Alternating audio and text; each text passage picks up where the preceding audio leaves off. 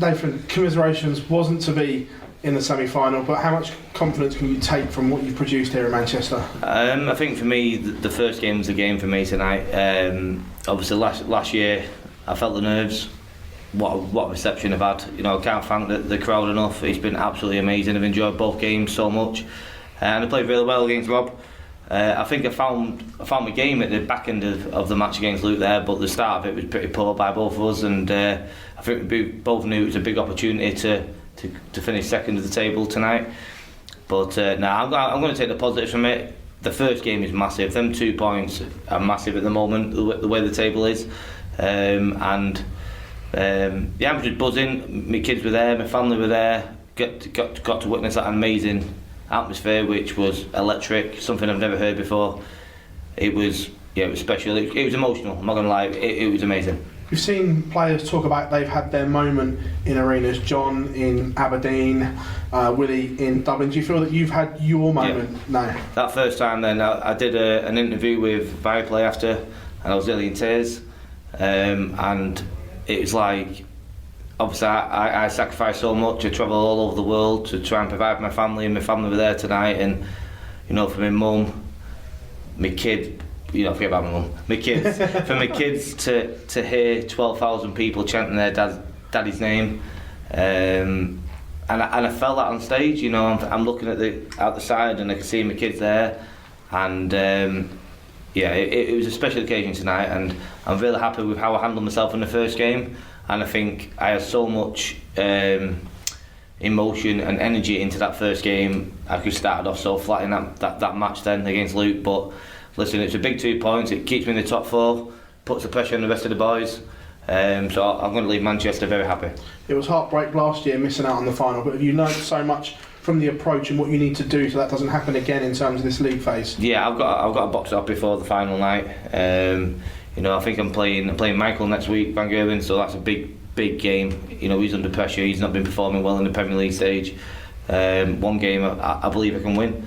You know, the magic number's 24. I'm on 18, so I'm 6 points away with 6 weeks left. It's a pretty good position to be in. You know, better than last year anyway. So now I'm confident. You know, my game's getting better and better week in, week out. Nowhere near my A game, but I'm still in the top 4, playing my B game.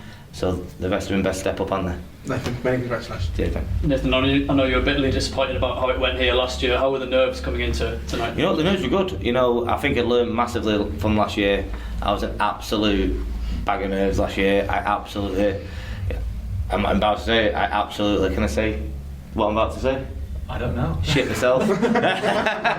Literally, last year. I absolutely bricked it last year, but I've learned from that, and you know, I went into tonight going, you know what, I'm in a good position in the league table.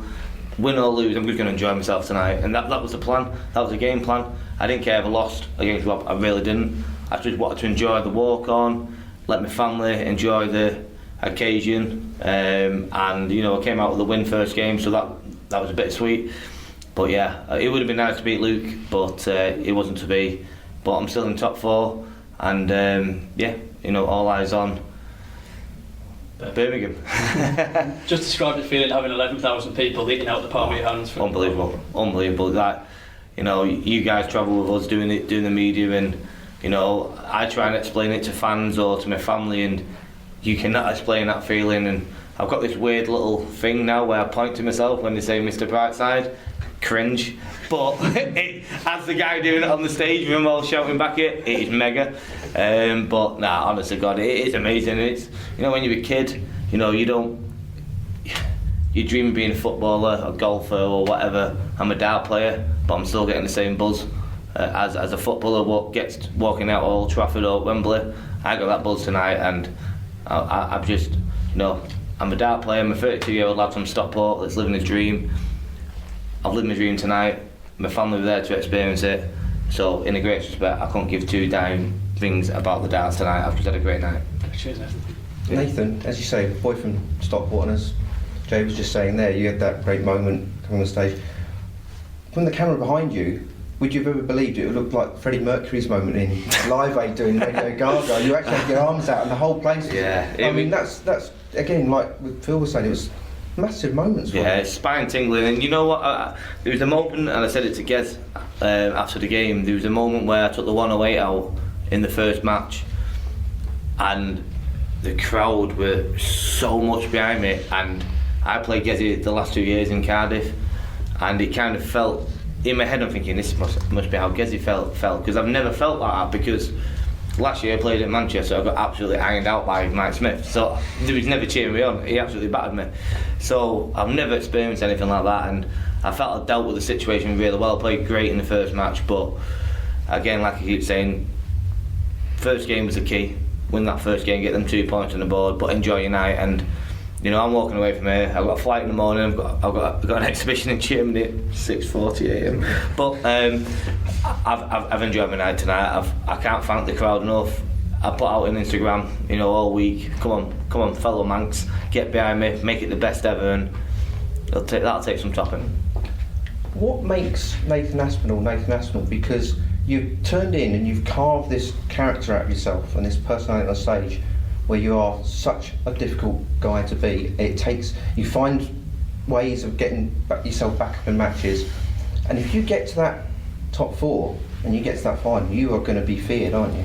Yeah, I think what makes Nathan Aspinall is the same guy he was when he was 14 years of age. I've never changed, and I never will. You know, I'm not going to name no names, but players in the world of darts, when they achieve success, they change people, personalities. I'm a little chav from Stockport, always will be. Say what you want, I'm a little chav from Stockport, and I'm proud of that. Do you know what I mean? And I work my knackers off to provide for my family, to provide, you know, amazing holidays, because I miss so much. And all I want to do, I go on that stage and I just work my balls off to try and provide for my family, have a smile on my face, enjoy every single moment, because listen, anyone at 16 years of age when they leave school wants to be a footballer, a golfer, dart player, whatever. I'm living my dream. I'm travelling the world, earning money, being a sportsman. And if you can't be happy doing that, then you need to do something with yourself, because I'm living my dream and I've never changed. And I think that is the reason why I am like I am, because I might be losing against someone, and at the end of the day it's a game of darts. You know, I still go home to my family. We've still got a holiday booked in August or whatever, and I just put a smile on my face. And if I'm losing, I have a picture of my kids on my case. I look at that picture and I think that's what I'm doing it for. You know, I'm not fully soppy, but at the end of the day, I'm a dad, and the most important thing to me is Kirsty and my 2 girls. It's a game of darts. If I win, mega. If I lose, so what? I'll go on and see my kids. So I think that's why I'm a very, very tough opponent. Nathan, does this Premier League almost sum you up perfectly? Because you said that you're not playing at your best and it was a difficult start, yet you're up there fighting and in a great position now to make the O2. Yeah, I think so. I think, look at weekend, you know, I was in Germany at weekend, I was 4-1 down against Dirk van Dijvenbode. He was averaging 126 against me, and I beat him 6-4.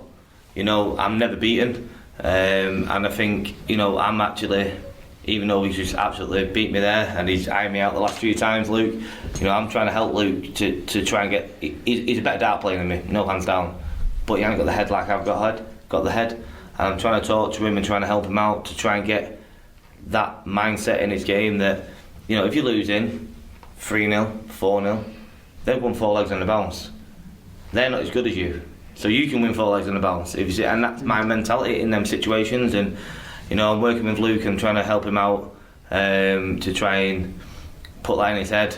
You know, the rest of the lads probably don't want me to say that, because if he has my head with his ability, we might as well all back up, aren't we? To be quite honest with you. But no, it's who I am as a person. It's a game of blue darts at the end of the day, and you know, I go up there, try my best, and you know, if it's not going to plan, I'll dig deep as much as I can. If I lose, I lose. If I win, happy days. You mentioned it before, you've got Michael van Gerwen next week. Yeah. He's no longer the world number 1. A lot of people will say that he's not the best player in the world anymore. So do you players now look at Van Gerwen differently to perhaps what you did 12 months ago? I reckon if you ask that question to the other 7 lads in the practice room, they'd probably say yeah, but I don't.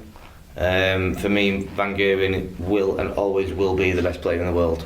For me, when I first started, he was my Phil Taylor. Michael knows how much I respect him, how much I look up to Michael, and we're really good mates. Is he the best player at the moment? No. I think we all know who that man is. But for me, he's still the guy. So he's going to be, whenever we play Michael, it's always a pinch me moment, and it still is. But I think I'm going to get the job done next week because the pressure's on him. You know, I've had a great one. I think I've had 4 finals over the last 6 weeks. I'm in a great run of form, and I'm not playing my best. The pressure's on Michael next week, not me. So I think if we can go up there, do what I've done tonight, enjoy the moment, and I think I'll win.